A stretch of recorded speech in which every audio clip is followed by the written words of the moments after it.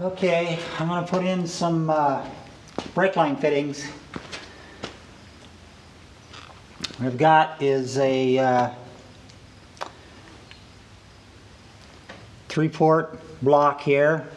It's got 2 inverted flares and 1 JIC. And it's going over the vent hole in the rear axle. I've got some pipe fittings with some Teflon tape, a hose barb, and I got some washers to kind of space everything out.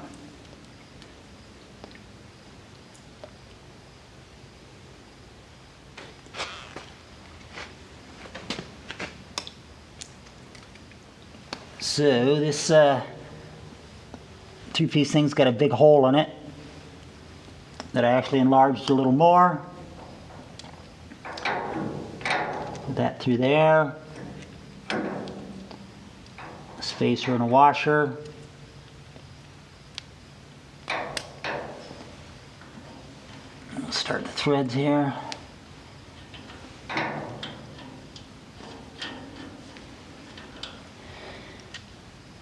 Then on top, another spacer and washer.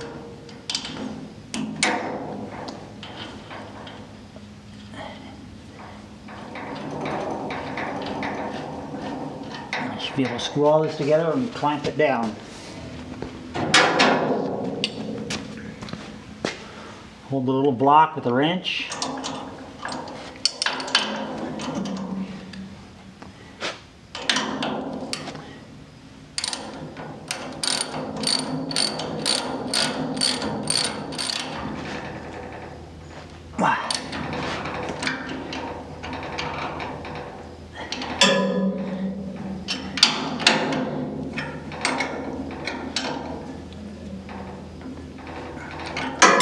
Okay, it feels like it's on there nice and tight. On to the next step.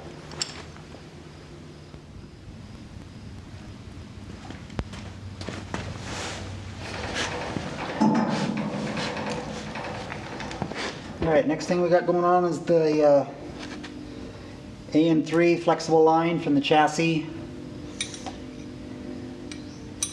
to the rear axle. Okay, here's the line. Here's a bulkhead fitting that's going to go on the chassis right through this hole here, like that.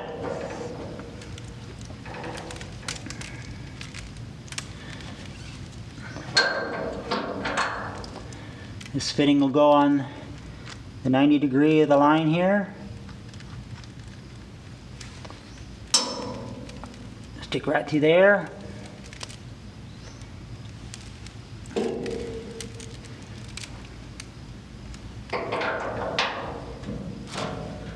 Loop right up to here. And fitting on the axle.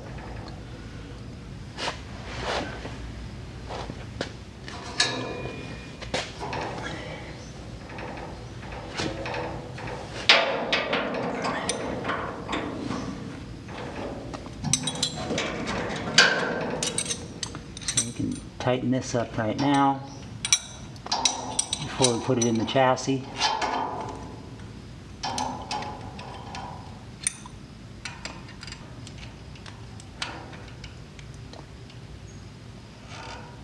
Okay, that's nice and firm. Put that in the chassis.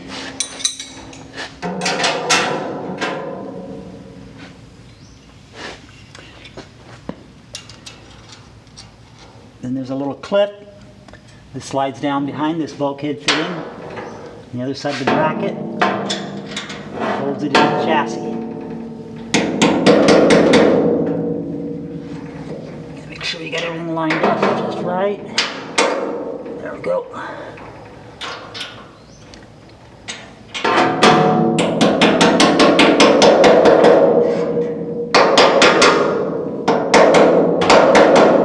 That's it for that.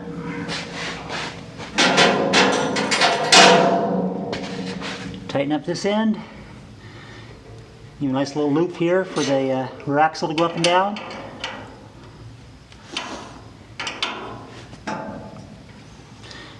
to twist it the way I want it pointed.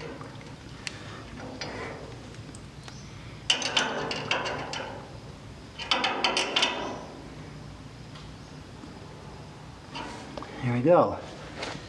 It looks like it's out of the way of the drive line and hopefully other things. I can adjust it again later if I need to.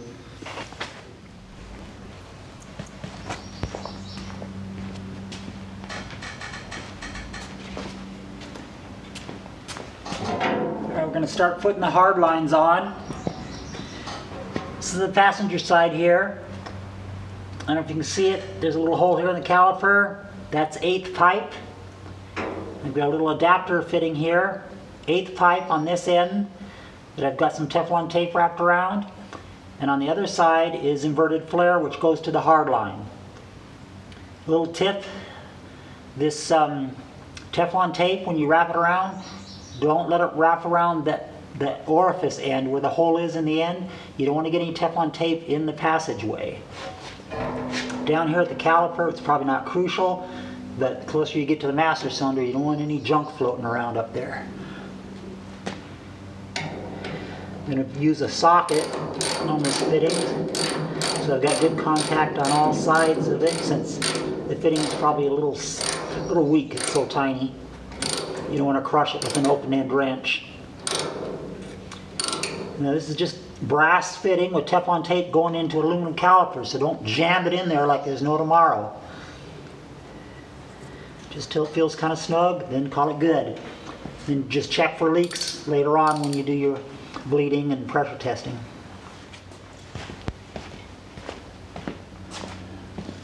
Now here I've got a pre-made line that I got from Napa.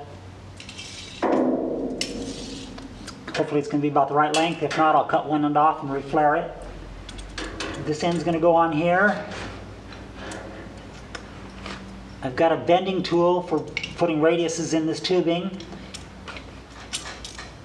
So this tube will come out, take a 90, come back, another 90, and go kind of across the top back edge of the axle tube around the pumpkin and into this fitting here. I'm going to start by figuring out roughly where I want this bend, so I'm just going to loosely thread this in. I've got my sway bar mount here, so I want to come in not over it, but before it, and come around the back side. So roughly, I need my middle of my 90 to be somewhere about right here.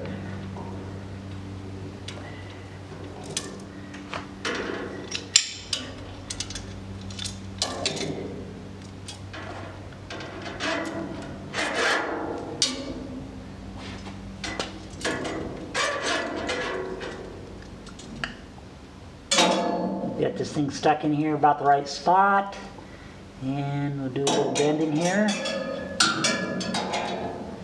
and I can kind of manipulate it, move the center where I want it to be.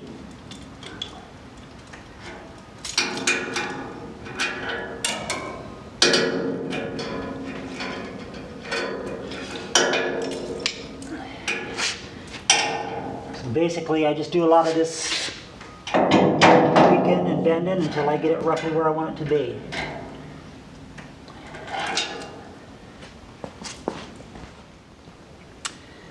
Okay, here I've got the line roughed in.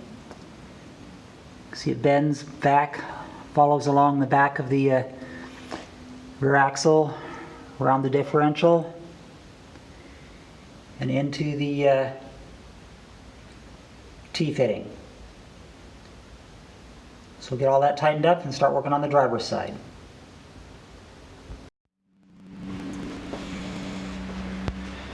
Okay, I've got my little bender thing set up in my vise so I can manipulate this. I've got the driver's side brake line here. You can kind of see me play with this. Now you can use this arm to bend it, but you can also just manipulate it by hand, which is kind of what I'm going to do, because I need a fairly tight bend here. Stick a little paper towel into that fitting so I don't mess it up too much. Well, so I don't mess it up at all.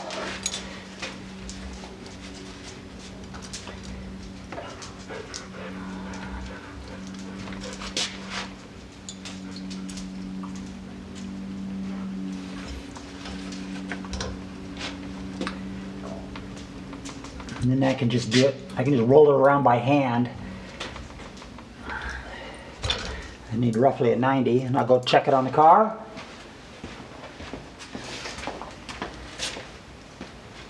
Okay, and now I need to go exactly opposite of that. I'm just going to roll it around by hand here until I get my 90.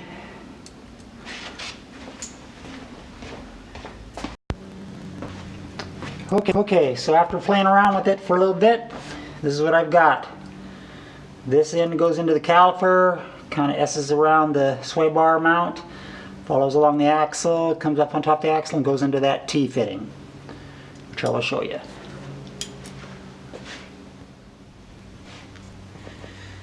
Okay, I hope you can see this through all the bars.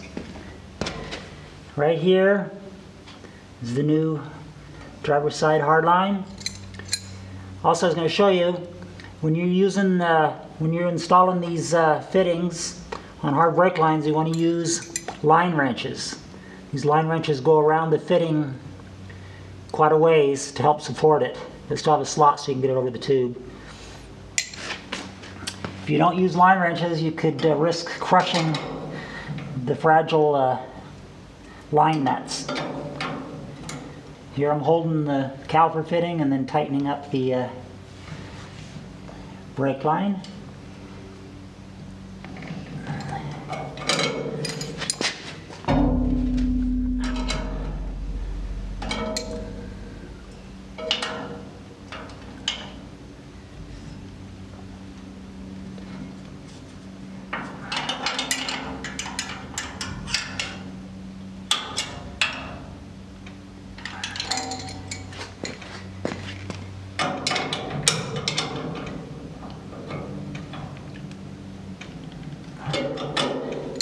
Here we have it. Here's another view of the driver's side hardline installed. So we finished this up. A couple well-placed wire ties and some bushings and these little stock clips on the rear end right there. There's another one over here. That little clip right there. Put a little bushing in there, clip her down. And that'll be all ready to go. Oh, by the way, I'd like to give a shout out to one of my sharp-eyed viewers on Ratson, the Datsun Nissan forum, who caught that on my original installation last video, I put this caliper on upside down. Actually, it belonged on the other side. I've since switched it. But the way you can tell is the little bleeders here, they need to point up so that when you bleed the system, all the air comes to the highest point and comes out. I had it from the other side. I had it on here so it was reversed and the bleeders were down. So I caught it, but he also caught it too. So kudos to him. Again, thanks for watching. See you next time.